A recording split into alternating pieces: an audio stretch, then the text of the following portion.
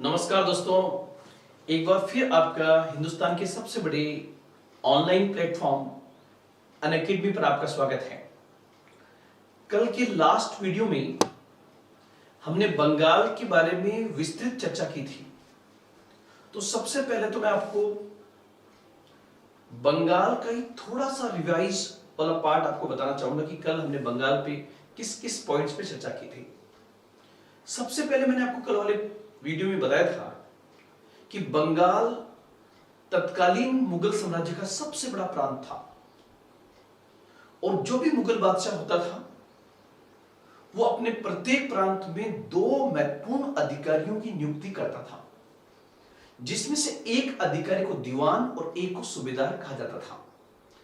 यह पॉइंट आप ध्यान रखना, दीवान का काम था उस प्रांत अर्थात सूबे का पूरा राजस्व इकट्ठा करना और उसे मुगल बादशाह तक पहुंचाना, और सूबेदार का काम था उस सूबे की, उस प्रांत की कानून व्यवस्था को संभालना, लॉ एंड ऑर्डर को मेंटेन करना।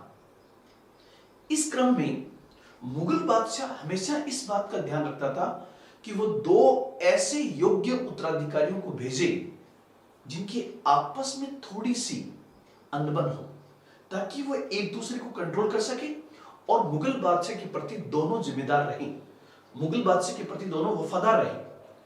इस क्रम में 1700 में मुगल बादशाह औरंगजेब ने मुर्शीद कुली खां को बंगाल प्रांत का दीवान बनाकर भेजा।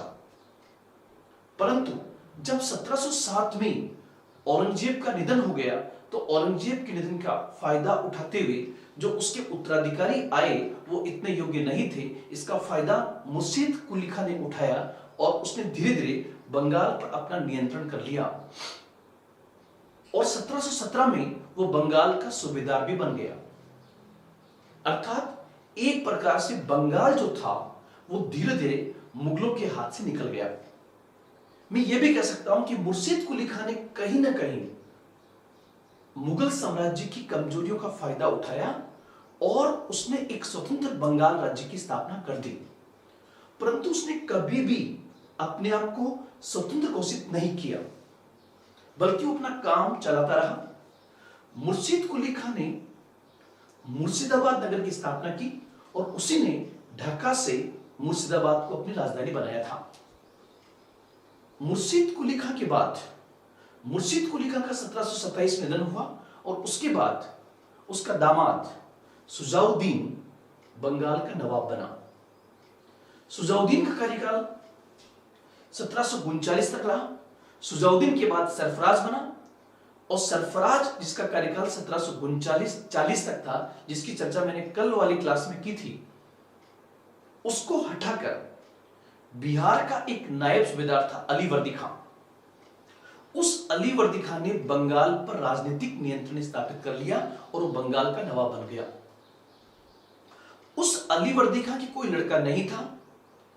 उस अलीवर्दी खां का दोहिता सिराजुद्दौला बंगाल का नवाब बना, परंतु उसके खिलाफ East India Company, Mir Jafar, Ghaseti Begum, Amir Chand, जगत सेठ आदि ने पूरा एक षड्यंत्र रचा, जिसका परिणाम था प्लासी का युद्ध। और प्लासी के वार के माध्यम से ईस्ट इंडिया कंपनी ने सिराजुद्दौला को प्लासी के युद्ध में न केवल पराजित किया बल्कि उसे मरवा दिया। और एक प्रकार से मैं कह सकता हूं कि 1757 भारत के इतिहास की वह तिथि थी जिस दिन ईस्ट इंडिया कंपनी का भारत के किसी प्रांत से राजनीतिक नियंत्रण की शुरुआत हुई। मतलब ईस्ट इंडिया कंपनी अपनी राजनीतिक जीवन की शुरुआत बंगाल से करती है और 1757 की प्लासी के वार के बाद उसने मीर जाफर को बंगाल का नवाब बना दिया। लेकिन बंगाल का नवाब जब मीर जाफर बना तो उस 3 साल में ईस्ट इंडिया कंपनी ने इतनी अवैध मांगे की कि धीरे धीरे मीर जाफर भी परेशान हो गया। और जब कुछ मुद्दों पर मीर जाफर ने ईस्ट इंडिया कंपनी का कहना नहीं माना, तब मीर जाफर को पद से हटा दिया गया और मीर कासिम को बंगाल का नवाब बना दिया गया। मीर कासिम बंगाल का नवाब 1760 में बनता है। 1760 में उस समय रॉबर्ट क्लाइव ब्रिटेन वापस जा चुका है। उस समय कार्यवाहक बंगाल का गवर्नर हॉलवेल था और उसी समय वेनस्टेड आता है। ये दोनों मिलकर बंगाल का नवाब मीर कासिम को बना देते हैं ताकि वो अपने तरीके से बंगाल को लूट सके। लेकिन मीर कासिम मीर जाफर की तुलना में योग्य था। हालांकि शुरुआत में उसने भी कंपनी को एक बहुत बड़ी रकम दी, लेकिन उसने धीरे धीरे कंपनी पर नियंत्रण करना शुरू कर दिया। अब दोस्तों, मैं ये बताने जा रहा हूं कि जिस ईस्ट इंडिया कंपनी ने मीर कासिम को बंगाल का नवाब घोषित किया, उसी के साथ थोड़े समय बाद एक युद्ध होना तय हो गया जिसे इतिहास में बक्सर का युद्ध कहते हैं। अगेन एक बार आप लोग याद रखें, मीर कासिम बंगाल का नवाब बना 1760 के अंदर और बक्सर का युद्ध हुआ 1764 के अंदर। तो ऐसे कौन से कारण थे कि बंगाल का नवाब जब मीर कासिम बना तो ईस्ट इंडिया कंपनी और मीर कासिम के बीच तनाव उत्पन्न होता गया? उसको मैं कुछ पॉइंट्स के माध्यम से आपको समझाना चाहूंगा। मीर कासिम, जिसका कार्यकाल 1760 से 1763 तक था, ध्यान रखना कुछ बुक्स में ये 1764 भी है, 1764 भी है। ऐसा क्यों है उसको मैं आपको समझाऊंगा। अब मीर कासिम जब बंगाल का नवाब बना तो मीर कासिम ने ईस्ट इंडिया कंपनी को नियंत्रित करने के लिए या बंगाल पर बेहतर शासन स्थापित करने के लिए उसने बहुत सारे कदम उठाए। जैसे उसने सबसे पहले देखा कि बंगाल की राजधानी मुर्शिदाबाद लगातार षड्यंत्रों का केंद्र बन रही थी, इसलिए उसने अपनी राजधानी मुर्शिदाबाद से मुंगेर कर दी। यह भी हाल ही में एक एग्जाम में क्वेश्चन पूछा गया, निम्नलिखित में से बंगाल की राजधानी मुंगेर को बनाने वाला शासक कौन था? तब आपका उत्तर होगा मीर कासिम।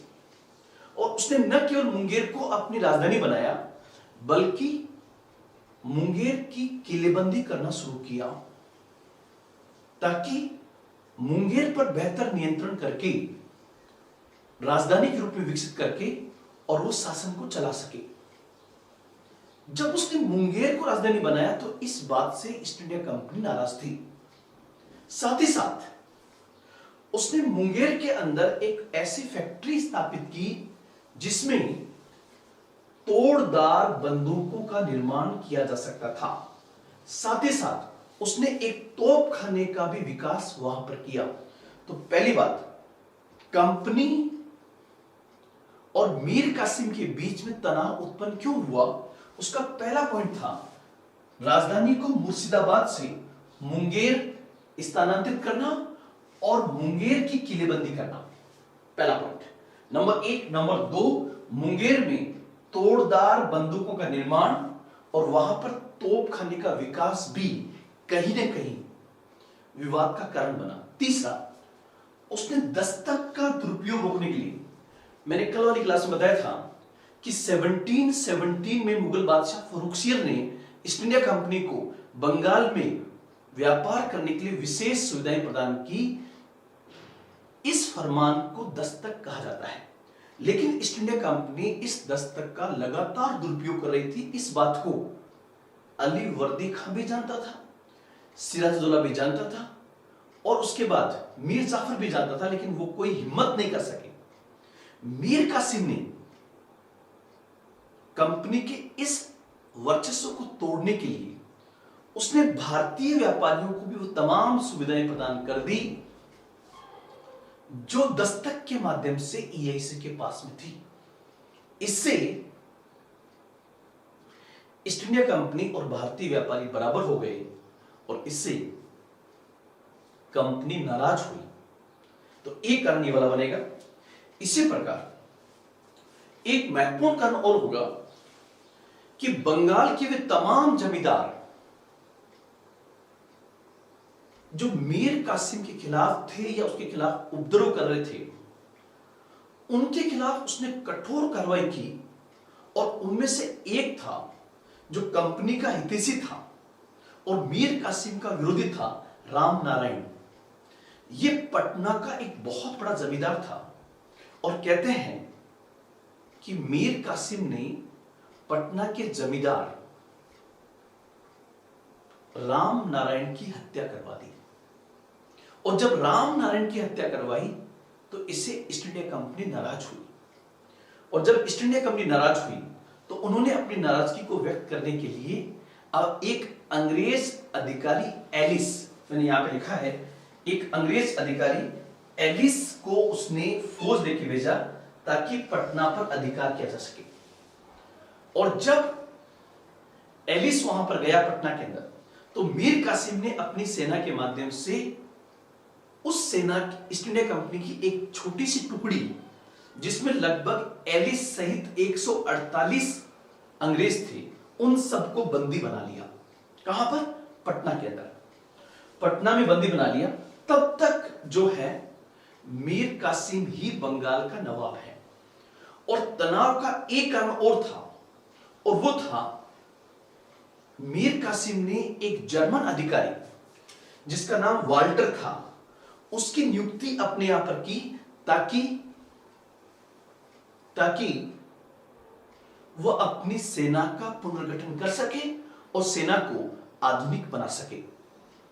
तो सबसे पहले मैंने आपके सामने वो पॉइंट्स रिप्रेजेंट किए हैं जो कहीं ना कहीं आगे चलकर ईस्ट इंडिया कंपनी और मीर कासिम जो बंगाल का नवाब था उसके मध्य तनाव के कारण बने। उसको मैं रिपीट कर रहा हूं। नंबर 1, मुर्शिदाबाद से मुंगेर राजधानी स्थानांतरित करना और मुंगेर की किलेबंदी करना, नंबर 1। नंबर 2, मुंगेर में तोड़दार बंदूकों का निर्माण करने के लिए एक कारखाने की स्थापना करना, जो मैंने सेकंड पॉइंट लिखा है। साथ ही साथ मुंगेर के अंदर एक तोप खाने की भी स्थापना की गई। इसके बाद उसने दस्तक का दुरुपयोग रोकने के लिए ईस्ट इंडिया कंपनी के पास जो अधिकार थे दस्तक के माध्यम से, वे अधिकार उसने भारतीय व्यापारियों को भी देने के प्रयास किए, जिससे कंपनी नाराज हुई। साथ ही साथ उसने कुछ नए कर लगाए। किसने? मीर कासिम ने, ताकि वो बंगाल के राजस्व को बढ़ा सके, जिसमें से एक था अब्बास कर और एक का नाम था खिलजी कर। इन 2 करों को लगाने से भी कहीं ना कहीं ईस्ट इंडिया कंपनी नाराज हुई। साथ ही साथ एक जर्मन अधिकारी जिसका नाम वाल्टर था, उसकी नियुक्ति मीर कासिम ने की ताकि वो अपनी सेना को आधुनिक बना सके। ईस्ट इंडिया कंपनी नहीं चाहती थी कि बंगाल का नवाब बंगाल की सेना को आधुनिक बनाए, बल्कि ईस्ट इंडिया कंपनी चाहती थी कि बंगाल का नवाब ईस्ट इंडिया कंपनी की सेना पर डिपेंडेंट रहे, जबकि मीर कासिम ऐसा नहीं चाहता था। दोस्तों, यहां पर मैं आपको बताना चाहूंगा कि कहीं ना कहीं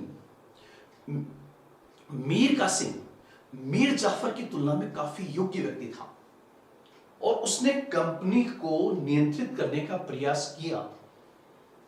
उसने उस समय के जो उपद्रवी जमींदार थे उनको नियंत्रित करने का भी प्रयास किया। उसमें से एक था पटना का राम नारायण।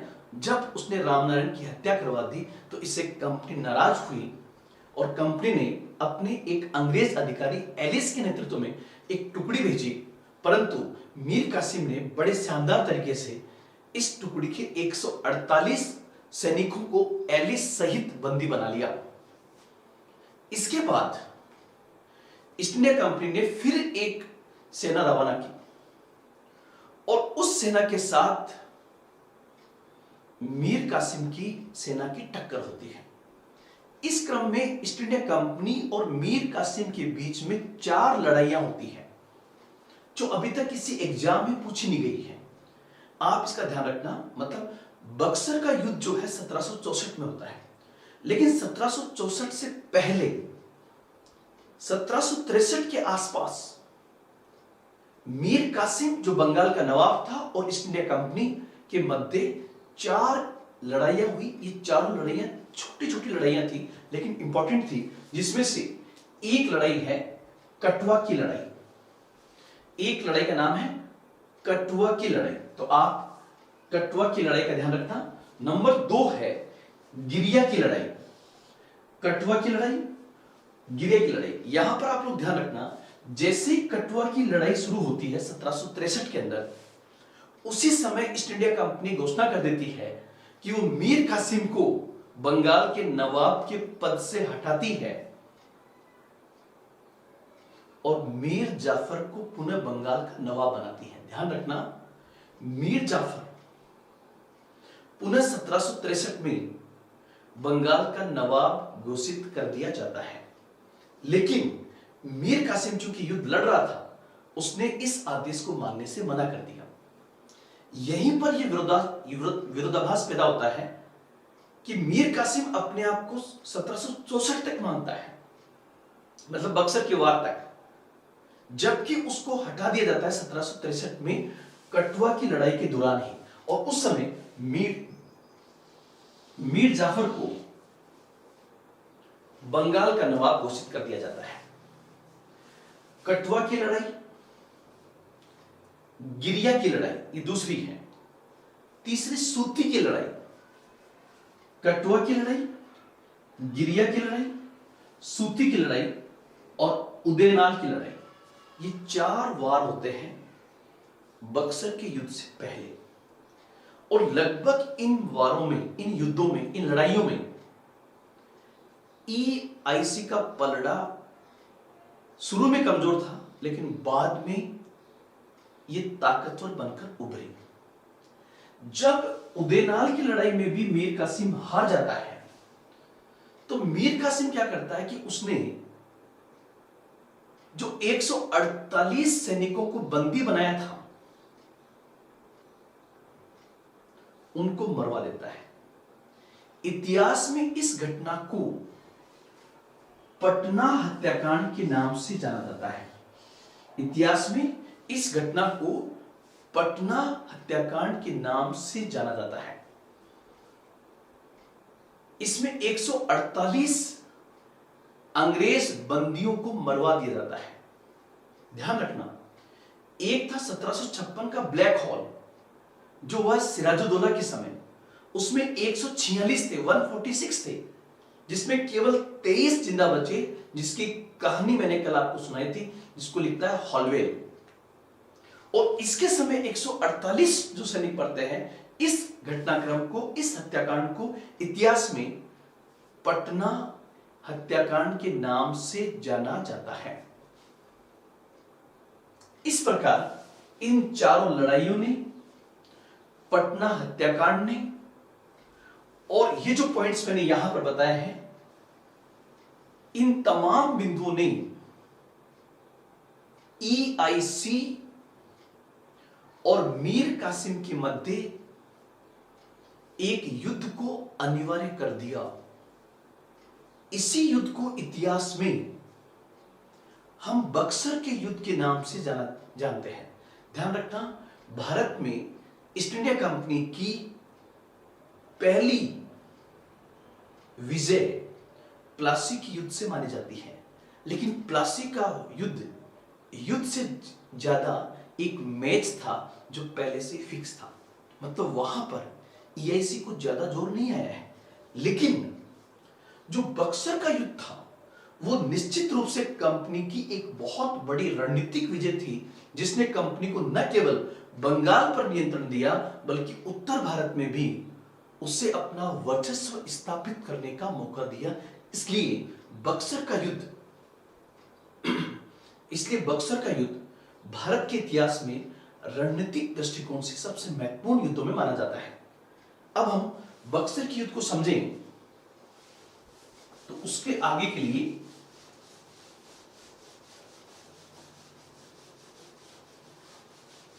बक्सर का युद्ध जो है, ये अक्टूबर 1764 में हुआ था। तो सबसे पहले आप कुछ पॉइंट्स को ध्यान रखेंगे कि युद्ध कौन कौन से थे। जैसे नंबर 1 मैंने यहां पर हेडिंग डाली,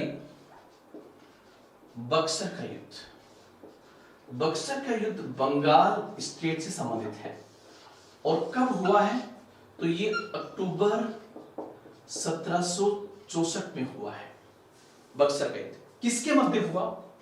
तो वार ऑफ बक्सर जो था, बक्सर का युद्ध जो है, ये बेसिकली EIC और ईस्ट इंडिया कंपनी का नेतृत्व उस समय हेक्टर मुनरो के द्वारा किया गया।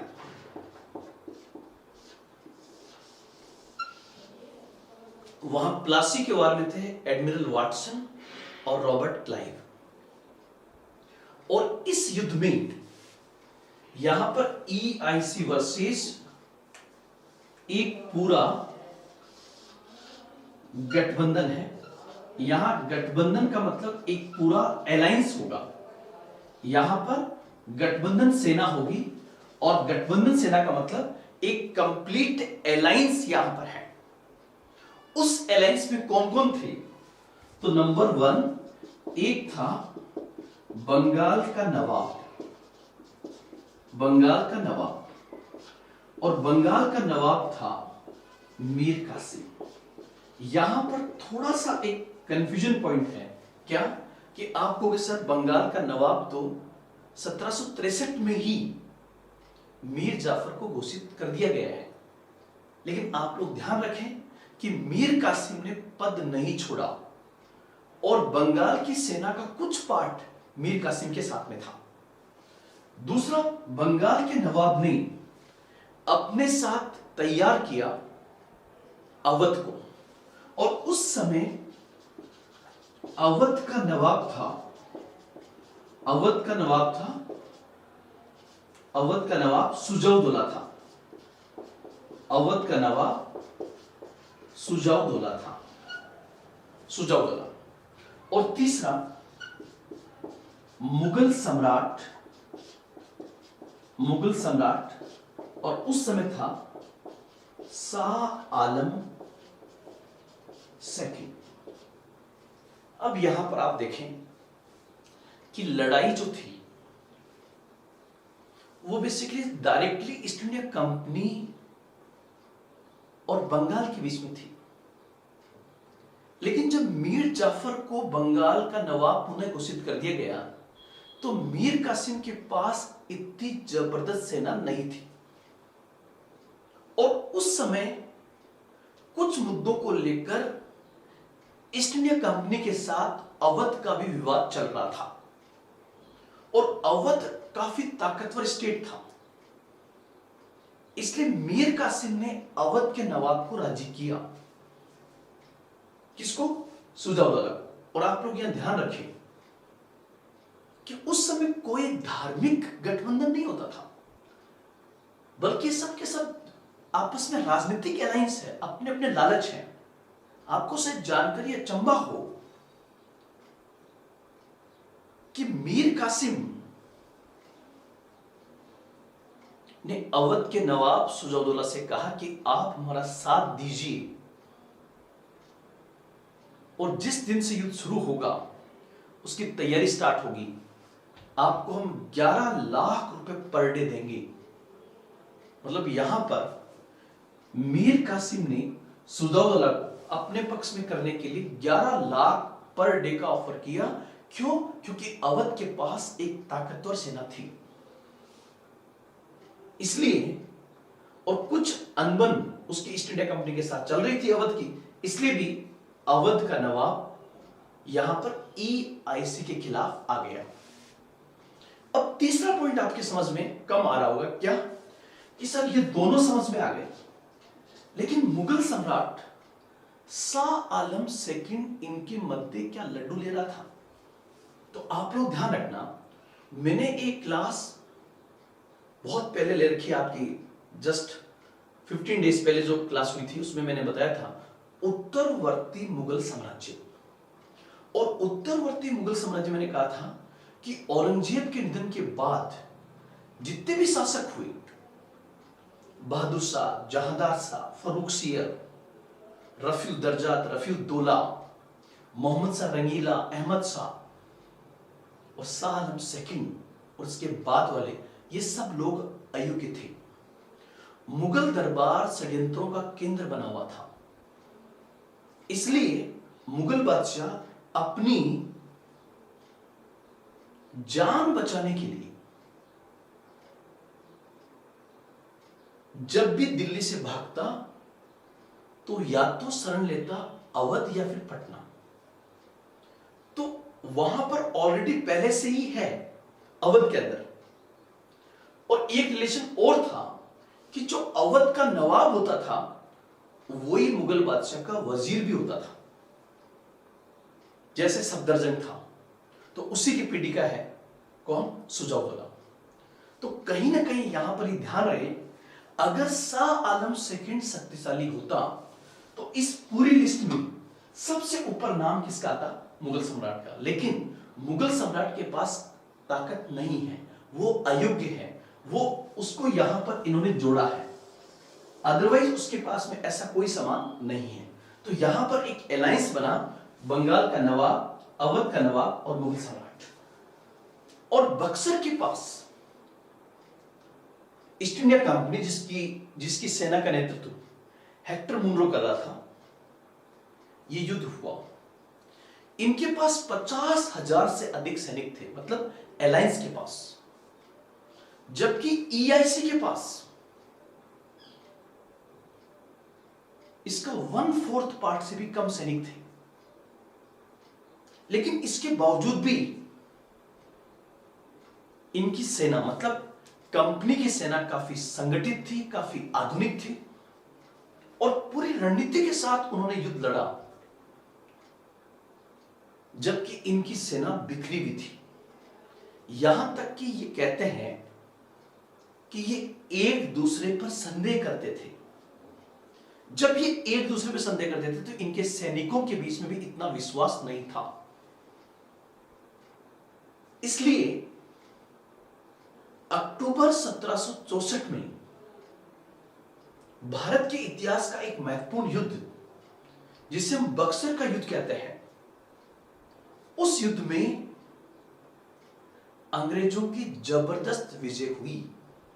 और अंग्रेजों का मतलब यहां पे होगा ईस्ट इंडिया कंपनी, जो कि भारत में व्यापार करने के लिए आई हुई थी। अब आप थोड़ा सा और देखिए, यहां पर 3 डेट इंपॉर्टेंट है। 1761, दूसरा 1763 और तीसरा 1764। मैंने ये वार आपको समझा दिया है। इस बक्सर के युद्ध में फाइनली जीत जो है वो ईस्ट इंडिया कंपनी की हुई। तो फिर मैं इसके माध्यम से क्या समझाना चाह रहा हूं? मैं समझाना चाह रहा हूं कि 1763 के बक्सर के युद्ध ने ईआईसी को भारत की एक बहुत बड़ी राजनीतिक शक्ति बना दिया। अब आपको सर कैसे?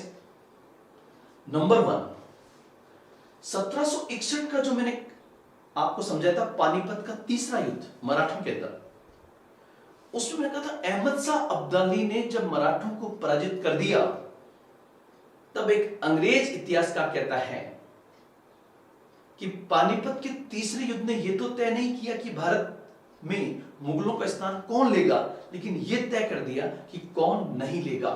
मतलब 1761 का पानीपत का जो वार हुआ था उसमें मराठे काफी कमजोर हुए, और अगर भारत में अंग्रेजों को कोई टक्कर दे सकता था तो वो मराठे थे। लेकिन मराठों को अहमद शाह अब्दाली ने पराजित कर दिया, पहला पॉइंट।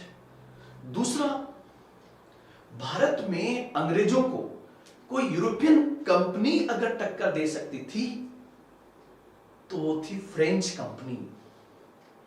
लेकिन 1763 में कर्नाटक के तीसरे युद्ध में अंग्रेजों ने फ्रेंच कंपनी को भी पूरी तरह से पराजित कर दिया। तो यहां पर अगर भारत में अंग्रेजों को कोई टक्कर दे सकता था तो अंदर में मराठे और बाहर से फ्रेंच। लेकिन इन दोनों को भी कहीं ना कहीं, फ्रेंच को अंग्रेजों ने खुद ने हराया और मराठों को अहमद शाह अब्दाली ने हराया। लेकिन अहमद शाह अब्दाली ने जब मराठों को हराया तो कहीं ना कहीं ये ईआईसी के पक्ष में था। और उस समय मुगल साम्राज्य बिल्कुल अयोग्य था और भारत की 2 महत्वपूर्ण शक्तियां थी, मराठों के अलावा बंगाल और अवध, और उन दोनों को भी मुगल बादशाह सहित ईआईसी ने हरा दिया। इसलिए 1764 का बक्सर का युद्ध रणनीतिक दृष्टिकोण से, सामरिक दृष्टिकोण से, युद्ध के मैदान के दृष्टिकोण से और तत्कालीन परिस्थितियों के दृष्टिकोण से एक बहुत ही महत्वपूर्ण युद्ध था, जिसने ईआईसी जो एक व्यापारिक कंपनी थी उस पर एक पॉलिटिकल पावर का ठप्पा लगा दिया। इसलिए 1764 का बक्सर का युद्ध बहुत ही महत्वपूर्ण माना जाता है। अब दोस्तों, जैसा कि आप लोग जानते हो कि जैसे ही कोई युद्ध होता है तो विजयी शक्ति जो होती है पराजित शक्ति के साथ में कोई ना कोई संधि करती है, और बक्सर के युद्ध के बाद जो संधि हुई उसी को इतिहास में इलाहाबाद की संधि के नाम से जाना जाता है। और इलाहाबाद उस समय अवध स्टेट का पार्ट था। तो आप अब देखो, बक्सर के युद्ध जो होगा, उस बक्सर के युद्ध के बाद जो संधि हुई उस संधि को इतिहास में इलाहाबाद की संधि के नाम से जाना जाता है।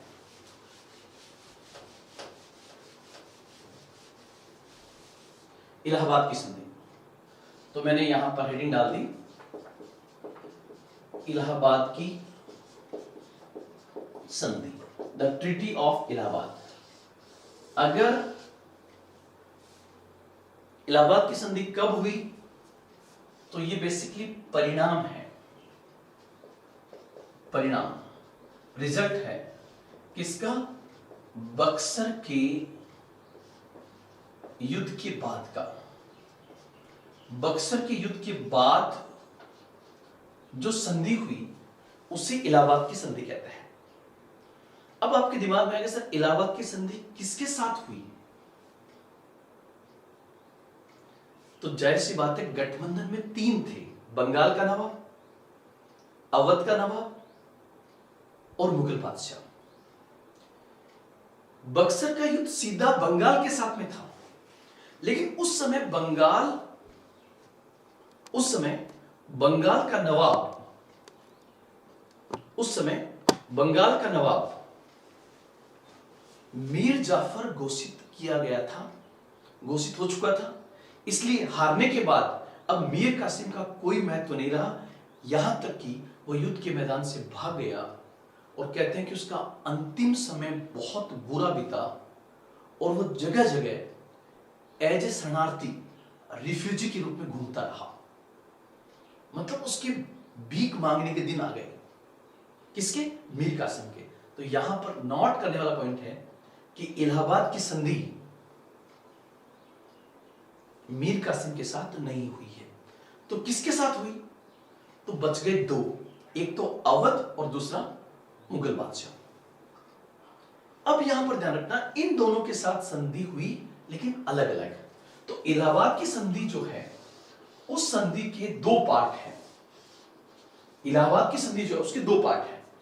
जो प्रथम संधि हुई है इलाहाबाद की, प्रथम संधि ये हुई है 12 अगस्त 1765 के अंदर, 12 अगस्त 1765। और दूसरी संधि हुई है उसके 4 दिन बाद। इलाहाबाद की द्वितीय संधि जो हुई है, सेकंड संधि जो है वो हुई है 16 अगस्त 1765। अब इसमें दोनों संधियों में एक चीज कॉमन है, वो क्या? कि जाहिर सी बात है कि यह पूछा जाएगा कि इलाहाबाद की संधि किसके मध्य हुई? तो यह संधि ईआईसी मतलब होगा ईस्ट इंडिया कंपनी के साथ हुई। और यहां पर ध्यान रहे, मैंने जब युद्ध बक्सर का युद्ध कहा तब उसमें 1, 2, 3 तीसरे नंबर पर मुगल बादशाह था। मतलब युद्ध के मैदान में मुगल बादशाह का कोई महत्व नहीं है। लेकिन अंग्रेज इस बात को जानते थे कि शाह आलम सेकंड चाहे कितना ही कमजोर हो, लेकिन भारत में वो मुगल बादशाह के नाम से फेमस है। और मुगल बादशाह एक बहुत ताकतवर पद है। ये वही मुगल बादशाह है जिसके दरबार में कैप्टन हॉकिंस जहांगीर के दरबार में गया था। एक तो वो मुगल बादशाह था और एक शाह आलम सेकंड है। दोनों में समानता है कि जहांगीर भी मुगल बादशाह है और शाह आलम सेकंड भी मुगल बादशाह है, लेकिन वो ताकतवर था और कमजोर था। अंग्रेजों ने इस बात को पहचाना कि शाह आलम सेकंड भले ही कमजोर हो लेकिन है मुगल बादशाह। तो यहां पर मैंने ये लिख दिया, ये संधि हुई मुगल बादशाह के साथ। और उस समय मुगल बादशाह था शाह आलम सेकंड, जो इस युद्ध के मैदान में भाग ले रहा था, इसलिए उसके साथ संधि हुई है। अब जब भी संधि करनी हो तो संधि करने के लिए ऐसे व्यक्ति का होना जरूरी है जिसको समस्त परिस्थितियों का बहुत अच्छा नॉलेज हो। और हम पढ़ेंगे अलग से बंगाल के गवर्नर। और मैंने कहा था कि 1757 का जो प्लासी का वार था, उस प्लासी के युद्ध को जीतने में सबसे अहम भूमिका रॉबर्ट क्लाइव की थी। लेकिन रॉबर्ट क्लाइव का कार्यकाल 1757 से 1760 था बंगाल के गवर्नर के रूप में। वो वापस जा चुका है ब्रिटेन। जब बक्सर का युद्ध जीत लिया गया तो युद्ध के बाद इलाहाबाद की संधि करने के लिए स्पेशली रॉबर्ट क्लाइव को दूसरी बार बंगाल का गवर्नर बनाकर भेजा गया। मतलब यहां इंपॉर्टेंट है कि बक्सर के युद्ध के समय रॉबर्ट क्लाइव हिंदुस्तान में नहीं था, वो ब्रिटेन में था। लेकिन चूंकि उसको भारत के संबंध में बहुत अच्छी नॉलेज थी, इसलिए उसे वापस भारत भेजा गया। तो यहां पर आप ये ध्यान रखें, EIC की तरफ से था रॉबर्ट क्लाइव, EIC की तरफ से था रॉबर्ट क्लाइव। अब एक चीज और ध्यान रखें, क्या कि जब उन्होंने शाह आलम सेकंड को हरा दिया, अवध के नवाब को हरा दिया, बंगाल के नवाब को पराजित कर दिया, तो कंपनी चाहती तो सीधा इस पूरे क्षेत्र पर राजनीतिक नियंत्रण स्थापित कर सकती थी, जैसा कि भारत के राजा करते थे। लेकिन उन्होंने ऐसी बेवकूफी नहीं की। उन्हें आम खाने से मतलब था, गुठलियां गिनने से नहीं। मतलब उन्हें सिर्फ पैसे से मतलब था। उनका अब भी मेन ऑब्जेक्ट था राजनीतिक नियंत्रण के बावजूद भी कंपनी के लिए अधिकतम लाभ प्राप्त करना। इसलिए यहां पर ध्यान रखें, थोड़ा सा मैं आपको डाइवर्ट करके पीछे ले जाना चाहूंगा। मैं कहता था कि मुगल बादशाह, प्रत्येक मुगल बादशाह हर प्रांत में 2 अधिकारियों की नियुक्ति करता था, एक दीवान और एक सूबेदार। और दीवान का काम था उस प्रांत में रेवेन्यू कलेक्शन करना, और सूबेदार का काम था लॉ एंड ऑर्डर को मेंटेन करना। यहां पर रॉबर्ट क्लाइव ने इलाहाबाद की संधि के माध्यम से शाह आलम सेकंड से यह सर्टिफिकेट प्राप्त कर लिया कि शाह आलम सेकंड ने यह आदेश दे दिया कि बंगाल, बिहार और उड़ीसा का दीवानी अधिकार EIC को दिया जाता है। मेरे हिसाब से यह बिंदु जो है, ये भारत के इतिहास में जितने बिंदु है उसमें पहले दूसरे नंबर का बिंदु मैं मानता हूं, क्योंकि जैसे ही कंपनी को बंगाल, बिहार और उड़ीसा का दीवानी अधिकार प्राप्त होगा, इसका मतलब अब बंगाल, बिहार, उड़ीसा का रेवेन्यू सीधा कंपनी के पास में आएगा और कंपनी फिर उस रेवेन्यू के माध्यम से अपना व्यापार कर सकती थी। और साथ ही साथ जब कंपनी रेवेन्यू आएगा तो रेवेन्यू इलीगल नहीं होगा, क्योंकि यह आदेश किसने दिया है? मुगल बादशाह शाह आलम, जो एक बादशाह है, उसने दिया है। तो पहला पॉइंट जो ध्यान रखना है वो है कि यहां से दीवानी अधिकार दे दिया गया। और ये दीवानी अधिकार जो दिया गया ये बेसिकली किसका, बंगाल, बिहार और उड़ीसा का। और ये किसको दिया गया, EIC को दिया गया, नंबर 1। और जब इसका मतलब अंग्रेजों ने बंगाल को वापस मुगल साम्राज्य के साथ जोड़ लिया तो जाहिर सी बात है वो इसके बदले बादशाह को कुछ देंगे। तो यहां पर कंपनी ने ये कहा कि हम आपको 26 लाख रुपए वार्षिक देंगे। मतलब यहां पर शाह आलम सेकंड को 26 लाख रुपए वार्षिक पेंशन देना स्वीकार हुआ। 26 लाख रुपए वार्षिक पेंशन देना स्वीकार हुआ। एक चीज आपके दिमाग में आएगी, सर इन्होंने नियंत्रण क्यों नहीं किया? क्योंकि इनको पता था कि अगर हमने डायरेक्ट बंगाल अवध पे कब्जा किया तो भारतीय शक्तियों से उनका सीधा युद्ध शुरू हो जाएगा, जो करना नहीं चाहते थे। कौन? EIC।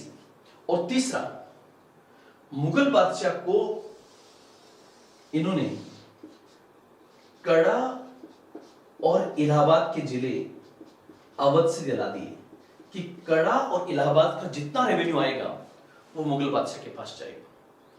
इलाहाबाद की संधि का सबसे महत्वपूर्ण बिंदु आप ध्यान रखना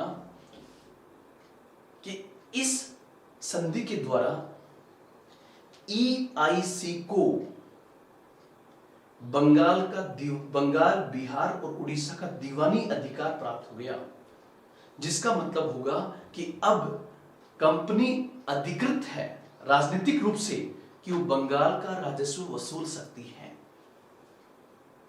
अभी तक उसकी वसूली अवैध मानी जा रही थी, लेकिन यहां से 1765 से उनके पास बाकायदा एक रॉयल फरमान के द्वारा रेवेन्यू वसूलने का अधिकार मिल जाएगा।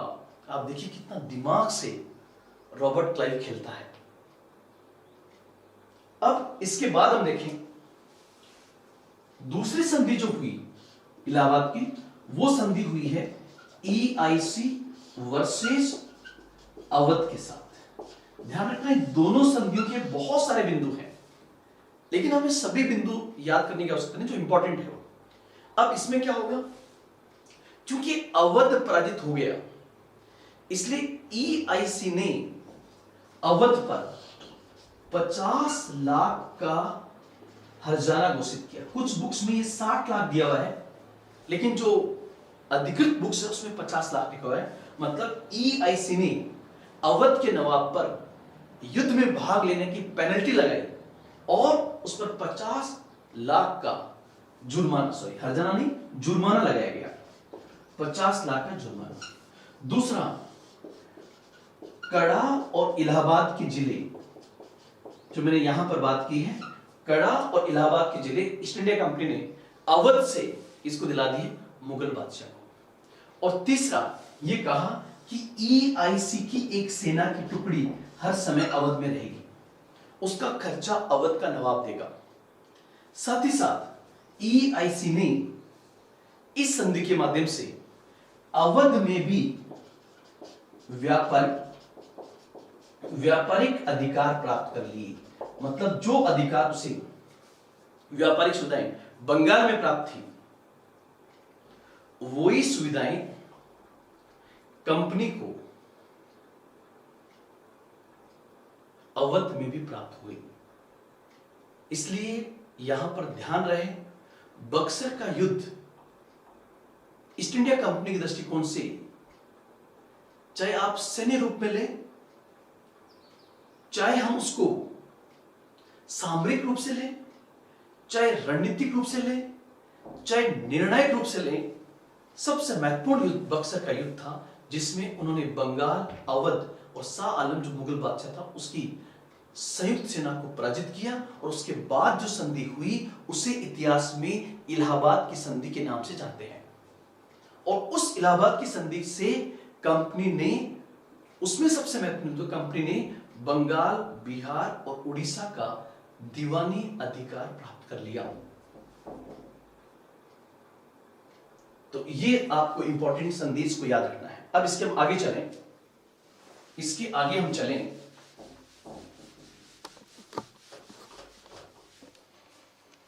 इसके आगे हम चलें तो यहां पे बंगाल को आप देखोगे उस समय बंगाल जो है, उस समय बंगाल का नवाब जो था वो मीर जाफर था, लेकिन मीर जाफर का निधन हो चुका है, मीर जाफर की डेथ हो चुकी है।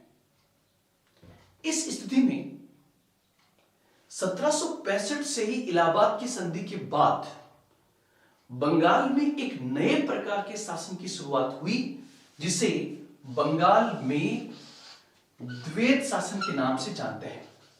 इस शासन को बंगाल में द्वैत शासन के नाम से जानते हैं। अब यहां पर इस द्वैत शासन का अर्थ क्या होगा, तो उसको भी आप देखिए। बंगाल में द्वैत शासन का अर्थ क्या होगा, तो आप इसका मतलब ये है कि ये बंगाल जो राज्य था, बंगाल राज्य, इस बंगाल राज्य में बंगाल की प्रशासनिक व्यवस्था के दो पार्ट होंगे।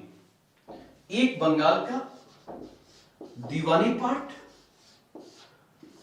और एक होगा बंगाल का सूबेदारी पार्ट। सूबेदारी पार्ट जो है, बंगाल का दीवानी पार्ट और बंगाल का सूबेदारी पार्ट। जो बंगाल का दीवानी अधिकार है वो दे दिया गया बेसिकली EIC को, ईस्ट इंडिया कंपनी को। किसके माध्यम से? इलाहाबाद की संधि के माध्यम से। इसका मतलब होगा कि अब 1765 में जो इलाहाबाद की संधि हुई, 1765 से 1772 तक का जो टाइम समय है, उसे बंगाल में द्वैत शासन के नाम से जाना जाता है। और द्वैत का मतलब क्या होता है? द्वैत को इंग्लिश में कहेंगे ड्वेल रूल, और ड्वेल रूल कहते हैं दोहरा शासन। अर्थात जब किसी एक क्षेत्र पर दो लोगों का शासन हो या दो शक्तियों का शासन हो तो उसे हम द्वैत शासन या दोहरा शासन कहते हैं। यहां पर आप लोग ये ध्यान रखें कि बंगाल में बंगाल का दीवानी अधिकार EIC के पास में है, जिसका मतलब होगा कि अब बंगाल का राजस्व जो है वो बेसिकली EIC के पास रहेगा। मतलब EIC के पास पैसा है परंतु जिम्मेदारी नहीं है।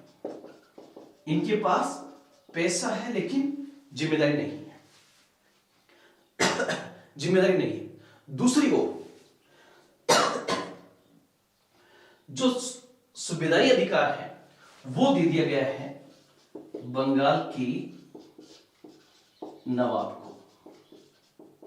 सूबेदारी अधिकार दे दिया गया है बंगाल के नवाब को।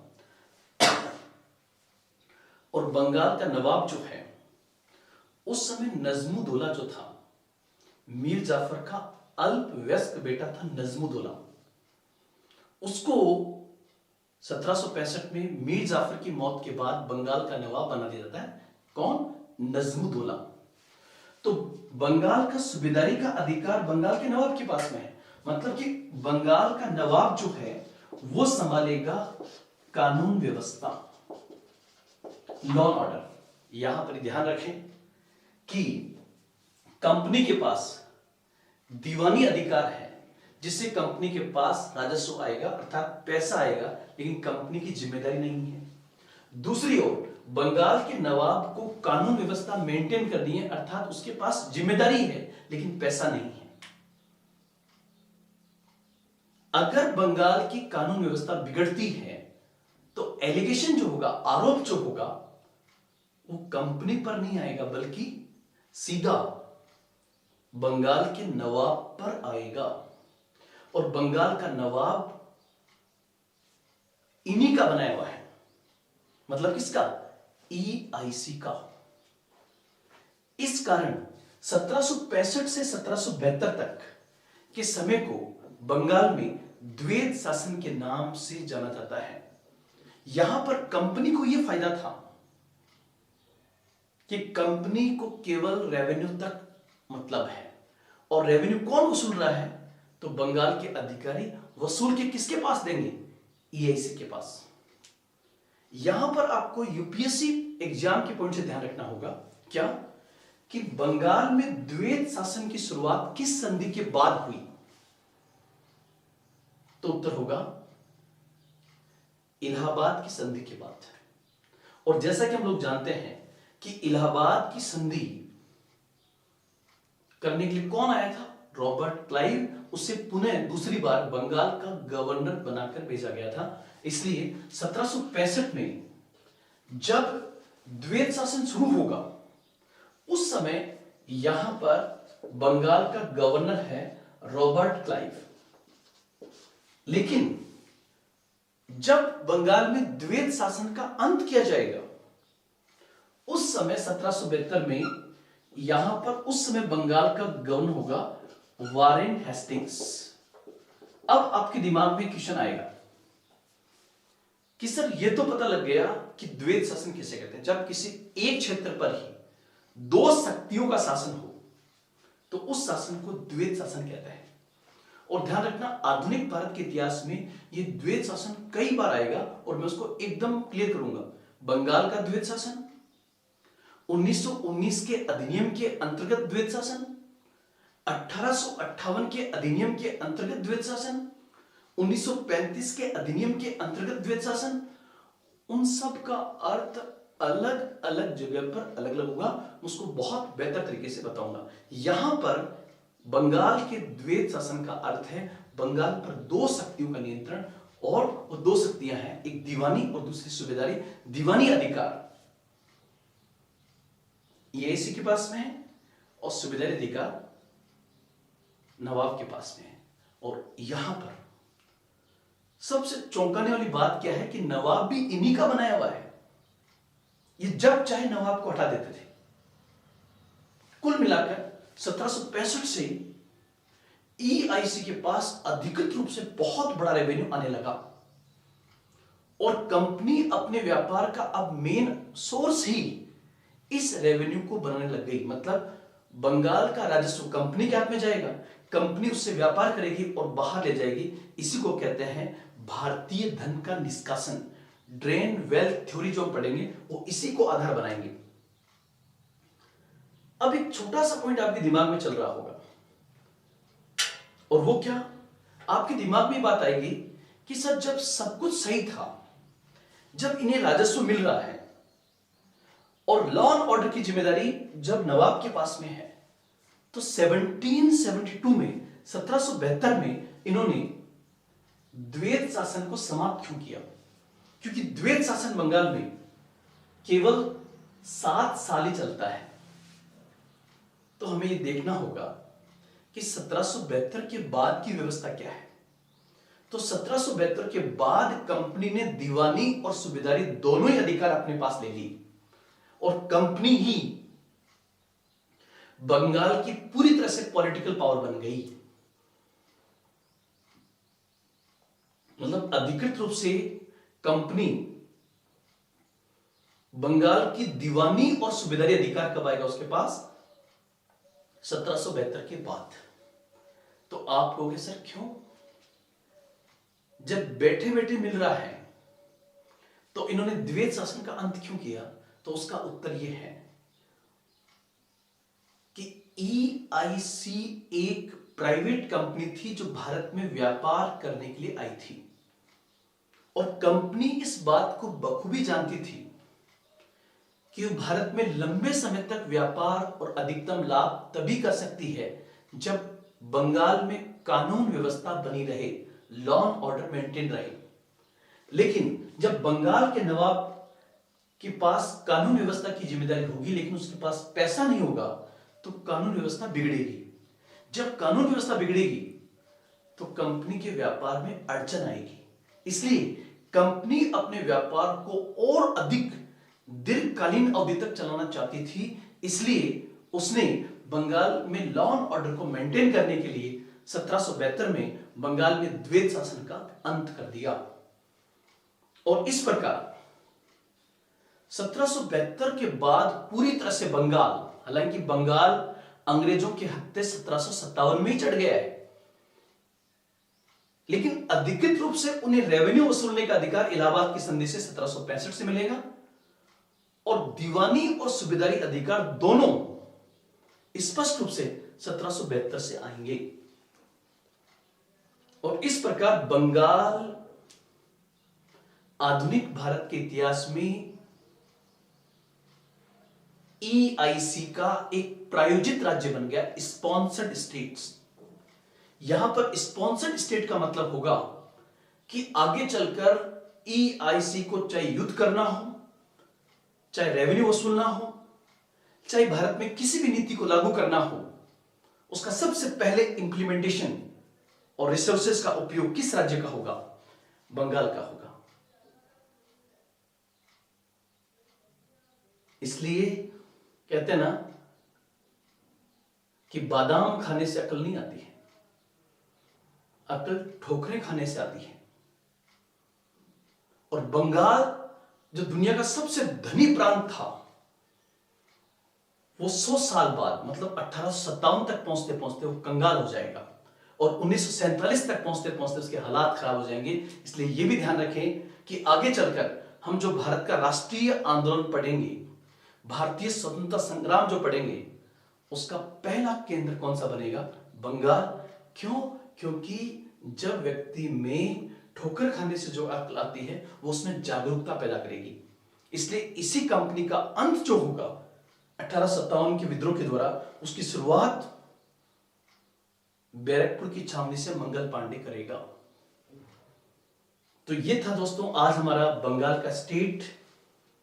कल इसके आगे बंगाल से ही चूंकि ईस्ट इंडिया कंपनी की पॉलिटिकल शुरुआत हुई है, इसलिए कल हम इसके आगे किस प्रकार से बंगाल के गवर्नर आए, किस किस गवर्नर के कार्यकाल में कौन से काम हुए, 1773 का रेगुलेटिंग एक्ट क्या था, उसकी एक एक बिंदु को मैं आपके सामने स्पष्ट रूप से समझाने का प्रयास करूंगा। और आपको सिर्फ ये जो मैंने डायग्राम बनाए हैं, जितना मैं यहां पे लिख रहा हूं, और हम इसके PDF भी तैयार कर रहे हैं ताकि आप तक बेहतरीन नोट्स पहुंच सके। लेकिन तब तक, जब तक कि लॉकडाउन चल रहा है, तब तक आप बेहतर तरीके से जो विश्लेषण यहां पर प्रस्तुत किया जा रहा है, इस विश्लेषण के माध्यम से आप इंडिया के किसी भी एग्जाम में मॉडर्न हिस्ट्री से जो क्वेश्चन आते हैं उसको बहुत बेहतर तरीके से कर सकते हो।